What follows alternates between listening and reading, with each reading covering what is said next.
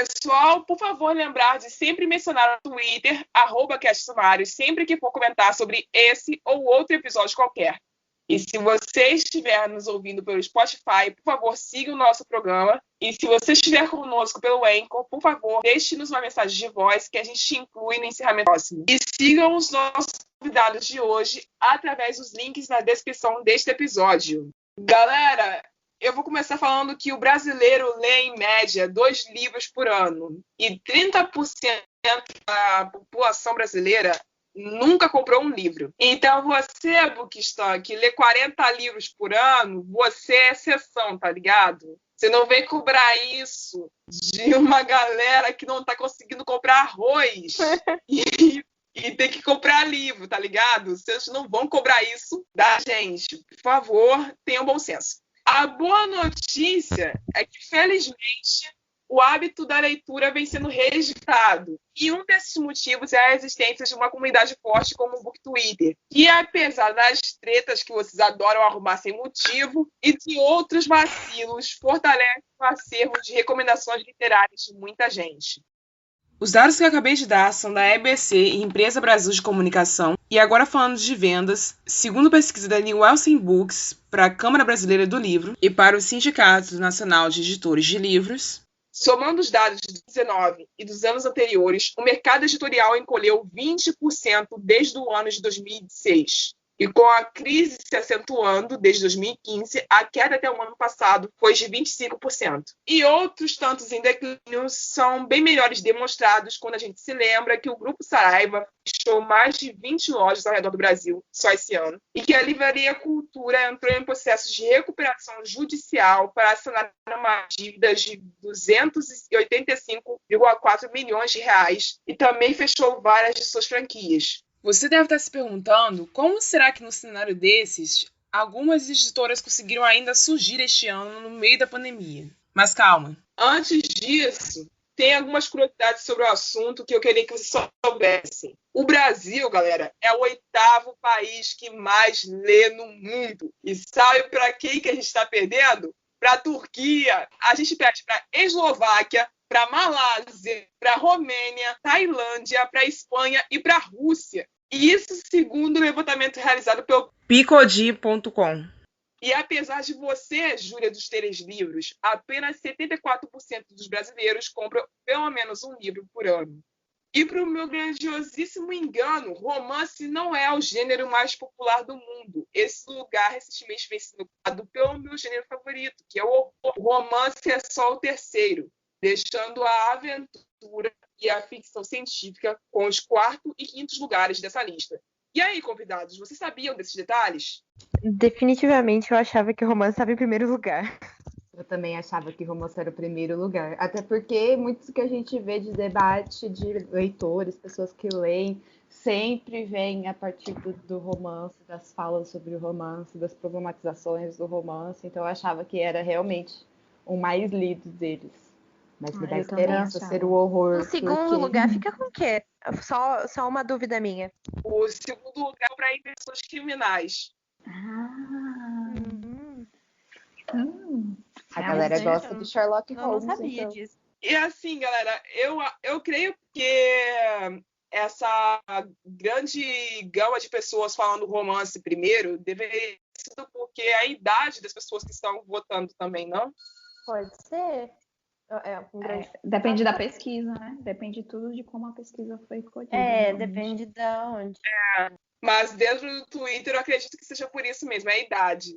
E existe uma faixa etária onde se lê mais horror. Existe também as razões pelas quais cada um procura o seu livro. Então, assim, cada dimensão é uma. A gente não pode querer botar todo mundo no mesmo saquinho. Isso me dá bastante esperança, porque eu não gosto de romance. E eu já escrevo mais voltado para o horror, para uma fantasia, assim, pesadas. Então, isso já me dá um pouquinho de perspectiva a mais, porque eu achava que não escrever romance ia me dificultar na questão literária. Isso me dá perspectiva.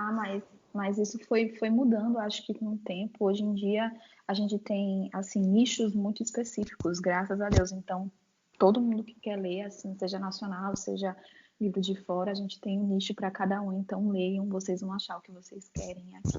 Amém. Ultimamente eu tenho visto mais fantasias nacionais, tipo, e mais terror, assim, o pessoal tem gostado dessa vibe mesmo, porque, tipo, eu pesquiso bastante pro projeto pra divulgar e tem visto um movimentozinho aí. Creio que seja porque está em alta.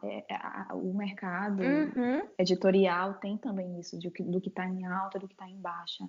Isso eu acho que influencia bastante. Enfim, gente, para encerrar o assunto paralelo aqui, para eu passar para outra parte, Loli tá falando sobre o fato de achar que o fato de ela não escrever romance iria prejudicar nos leitores. Eu, como escritora de horror, desde criancinha, só tenho que informar uma coisa.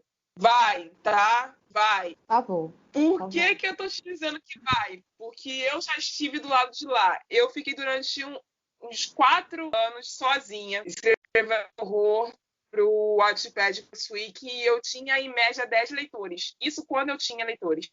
E eram histórias que acabavam com o meu emocional, porque eu lutava muito para trazer verossimilhança para elas. A que mais me rendeu leitores, a que mais me rendeu tempo escrevendo foi a Loba, e eu tive que parar de escrever lá no meio, porque eu já estava exausta de tentar conseguir pessoas para lerem ela, me frustrando, e eu decidi que esse ano eu ia simplesmente parar de escrever horror, pelo menos por enquanto, e ia me dedicar a escrever romance para ver se alguma coisa mudava. Eu só tenho a te dizer que mudou drasticamente.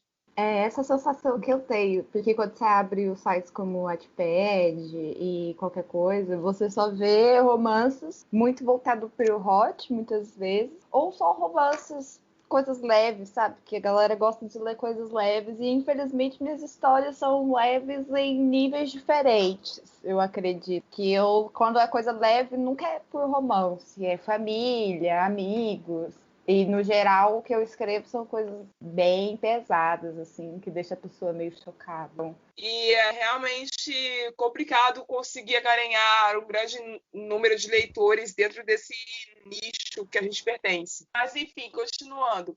Livros impressos adquiridos em lojas físicas continuam sendo a escolha para 58% dos leitores brasileiros. Os livros de papel em lojas online somam 48%. O download de fontes gratuitas, 28%. E e-books em lojas online, 15%. Os audiobooks em lojas online, muito comuns no exterior, representam somente 1% no Brasil. Para 36% dos leitores, o preço do livro impacta na hora da compra. Dentre os entrevistados, 53% acreditam que os valores estão adequados, enquanto 23% acham baixos, e 14% excessivos, e 10% demasiadamente altos. Outras informações sobre essas pesquisas e outras que eu não consegui colocar nesse podcast porque não deu tempo, vocês vão encontrar a nossa thread na descrição desse episódio. E aí, quem são vocês entre esses números que eu acabei de citar?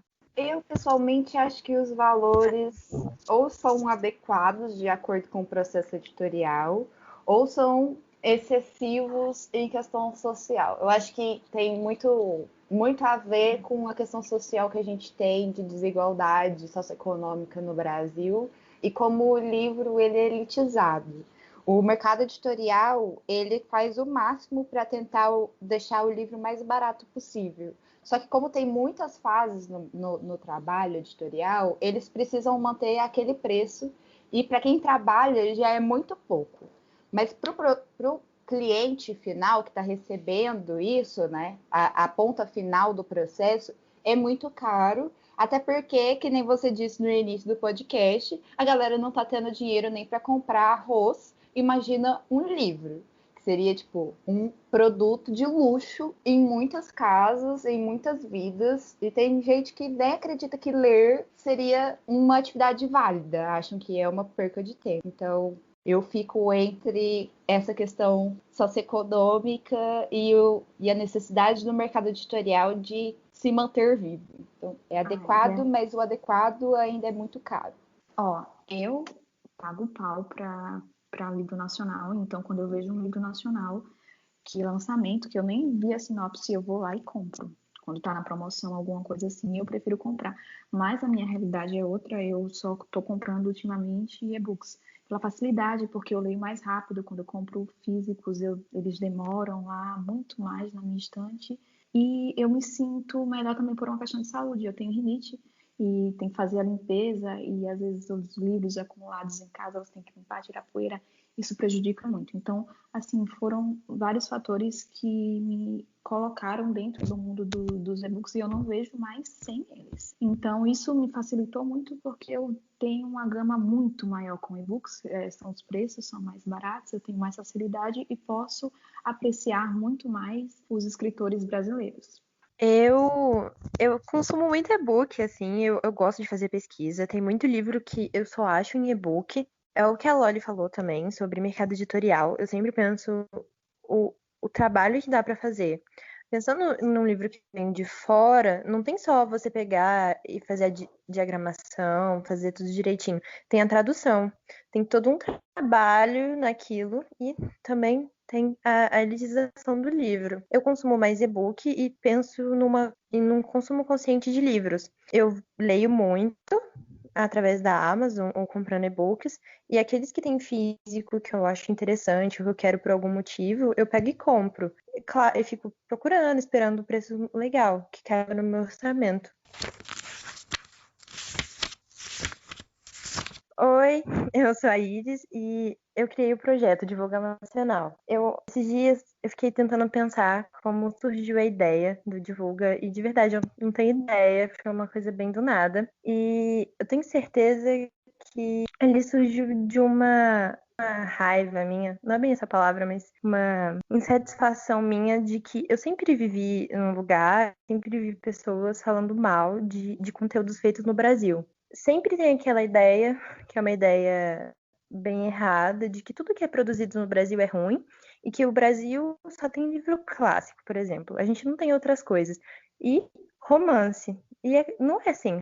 Então, eu sempre pesquisei muito na Amazon. Sempre fui atrás, sempre busquei. Desde o ano passado, na verdade. E eu sempre vi romance, fantasia. E no Twitter, principalmente no Book Twitter, a gente só dá valor a livros, normalmente, no caso. A livros de fantasia, os mais famosos, e só, ou romance. E o Divulga surgiu disso, de uma pessoa que vê que tem mais e queria mostrar o que tem. Quando a gente para pensar no mercado editorial brasileiro, no caso eu sempre penso em como tudo é muito elitizado e ao mesmo tempo como é tudo muito difícil. O brasileiro, ele, por mais que seja um país, como foi citado no começo, que está em 8º lugar, é um lugar bom? Não exatamente, é um lugar ruim? Não exatamente, eu acho. Mas o brasileiro não é incentivado a ler. E a parcela que é incentivada a ler é uma parcela que tem mais dinheiro, eu diria, ou mais condição. Olá, ser humaninhos!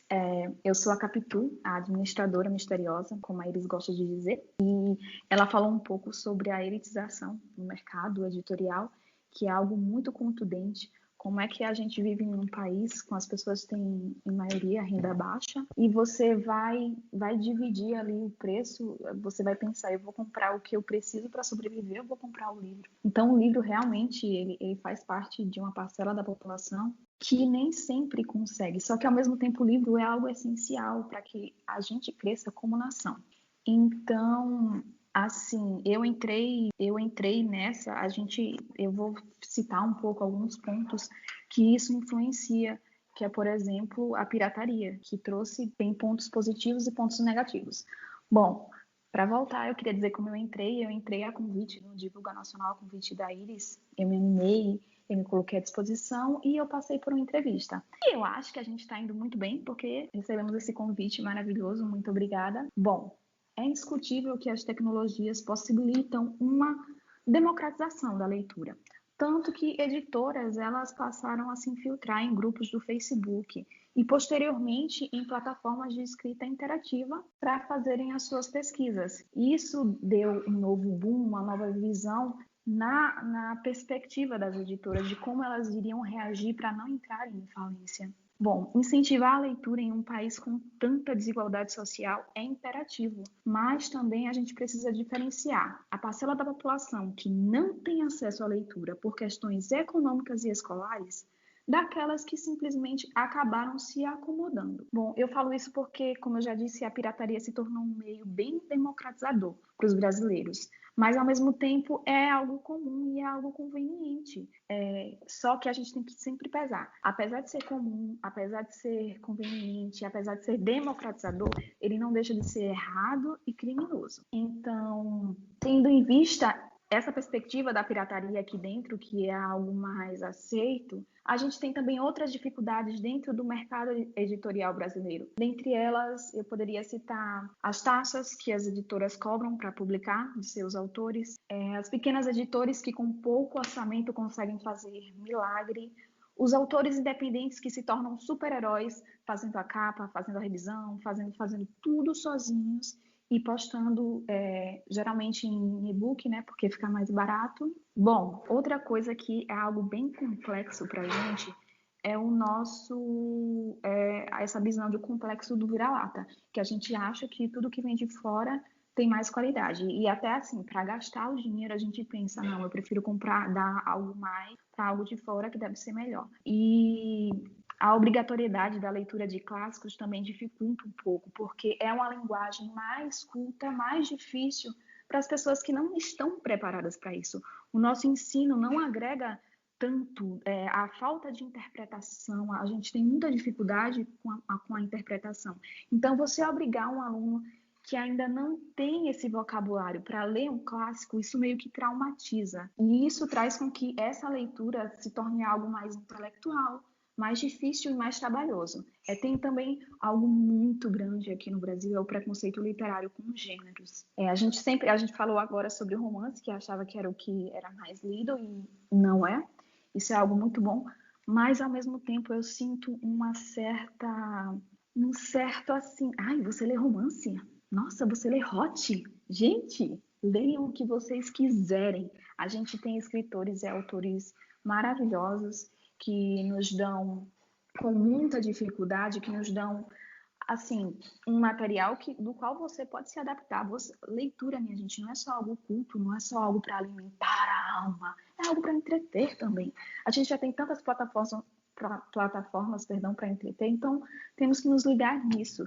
E também essa procura de somente autores, podem me cancelar se quiserem, mas eu queria abrir, inclusive, porque é muito difícil quando você só procura autores conhecidos e livros já editados. Eu queria que as meninas me ajudassem um pouco a falar sobre isso, a Loli também, a Iris, porque é algo bem difícil, porque o nosso Twitter, ele tenta justamente trazer novos autores, coisas novas, materiais novos, mas às vezes as pessoas vão por outras vertentes de editoras maiores que naturalmente chamam mais atenção. Meninas, o que vocês acham sobre isso? O crescimento de autores citados, ele dá mais... Assim, tem um lado positivo de ler livros hypados, irritados, e tem o lado negativo, né? O lado negativo seria essa falta de conversa com novos autores.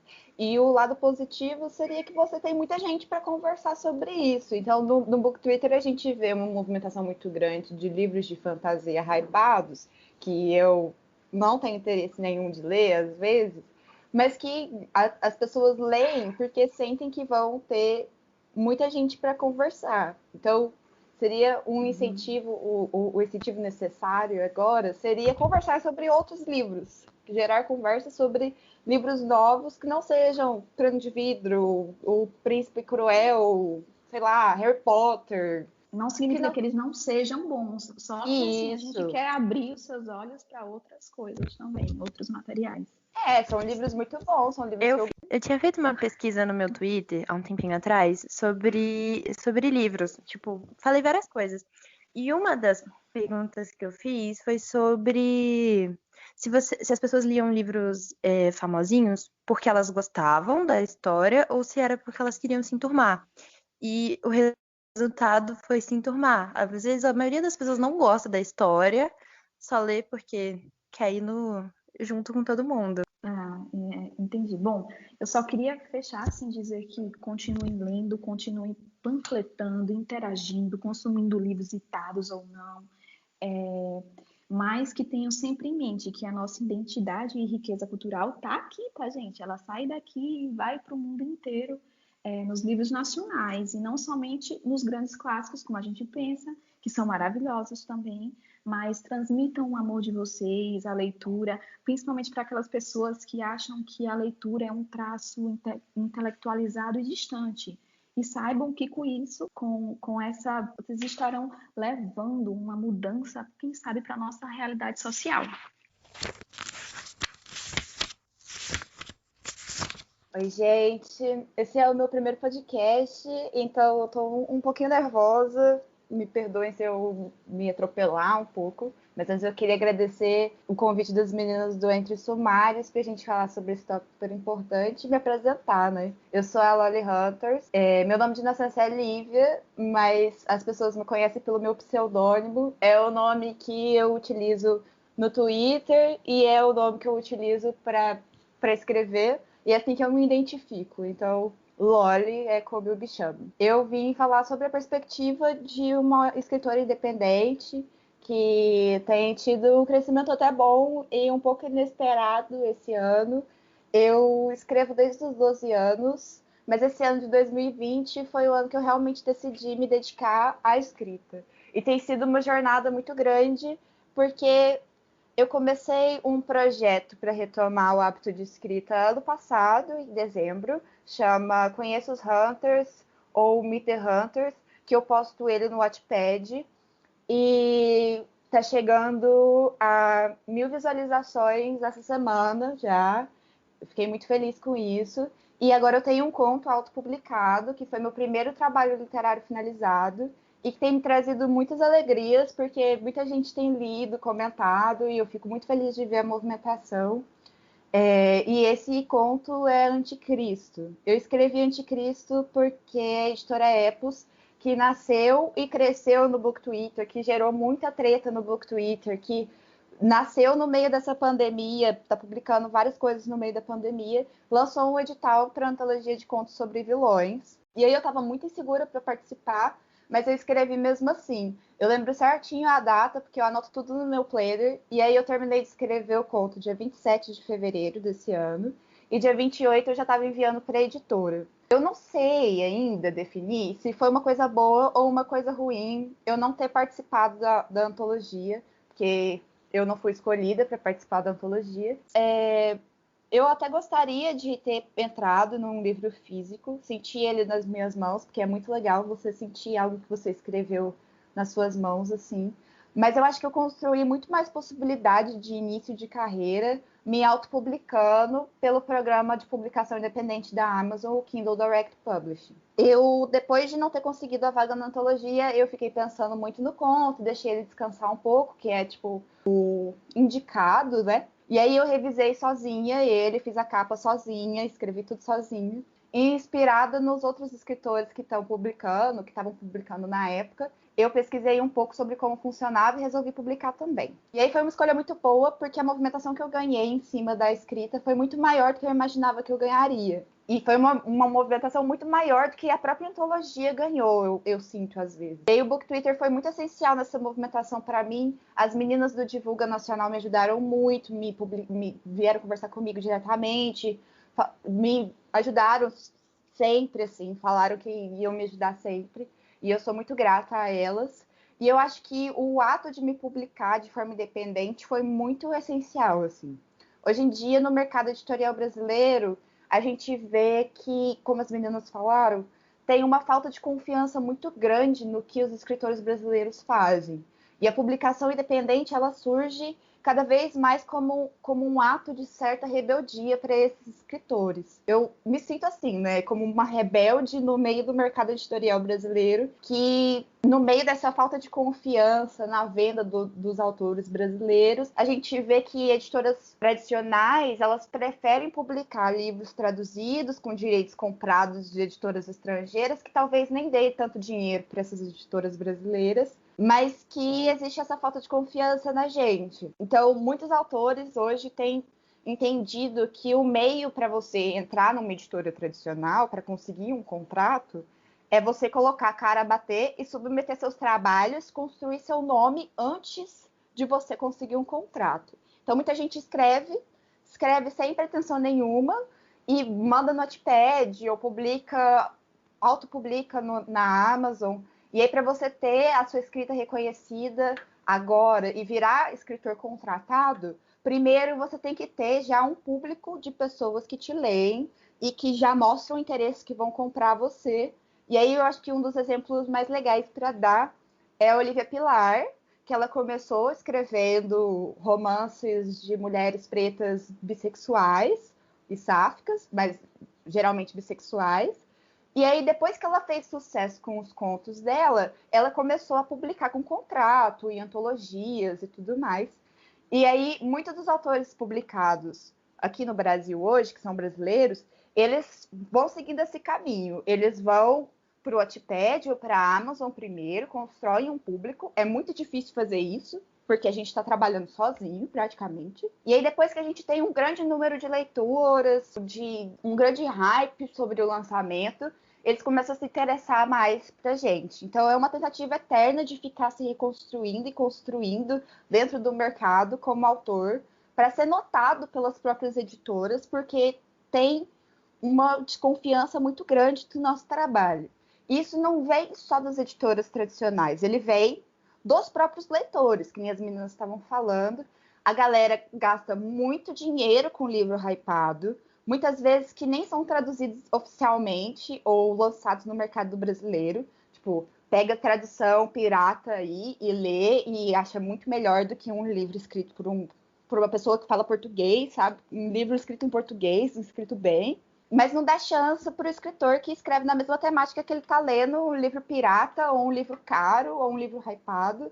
Porque a gente tem muito livro com várias temáticas. Livro com representatividade, que a gente debate muito no Book Twitter. Livro de fantasia, terror, romance.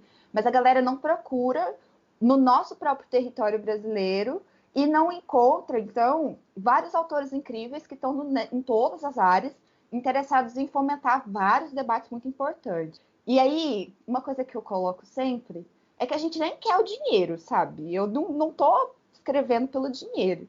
A gente coloca livro nacional, e-book, por, tipo, R$2,99, levei meses para escrever, coloquei R$2,99. O máximo que eu vou receber pela Amazon é R$1 pelo meu livro, que eu levei meses para escrever. E a gente não quer nem que paguem, a gente quer que as pessoas leiam, deem feedback, porque muitos dos livros que a gente escreve estão de graça no Wattpad, e mesmo assim, a galera prefere pagar 60 conto num livro que nem vai ser bom, que é um livro problemático, que sai várias coisas ruins sobre ele, depois que ele hypa, do que ler um livro independente.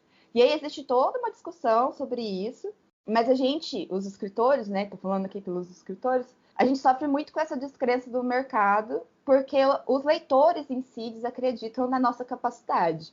E aí o mercado editorial, ele se constrói, se estrutura a partir dessa crença ou descrença que os leitores têm. Então, se os leitores preferem um livro gringo e a editora quer vender, ela vai pegar um livro gringo, traduzir e vender. E aí a gente fica tentando se construir, se reconstruir, se virando e desvirando para conseguir atenção tanto do leitor quanto das editoras, para a gente construir nossa escrita, viver da escrita, nossos sonhos, nossas palavras.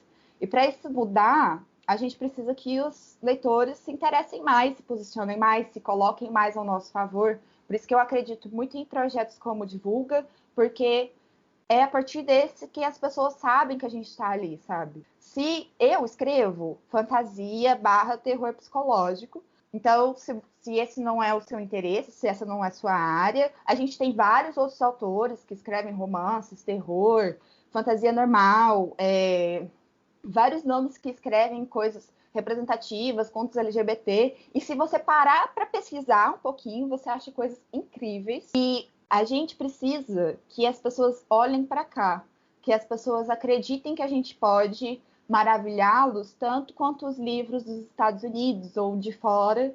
A gente precisa que nos consumam, que queiram consumir literatura brasileira. Então eu deixo aqui, falei demais, sinto que falei demais, mas eu deixo aqui meu convite, meu apelo, né? Saiam da bolinha de achar que só os escritores clássicos no Brasil existem e que eles não te interessam. Os clássicos são ótimos, sim, e a gente precisa estudá-los às vezes. Mas temos nós, os escritores contemporâneos, na luta pela escrita e pelo amor à literatura. Por favor, nos escutem, por favor, nos comprem, por favor, nos consumam. A gente não faz por dinheiro, porque aqui nada dá dinheiro, mas o seu apoio pode salvar aquele sonho que construímos. Contamos com você e com o sonho.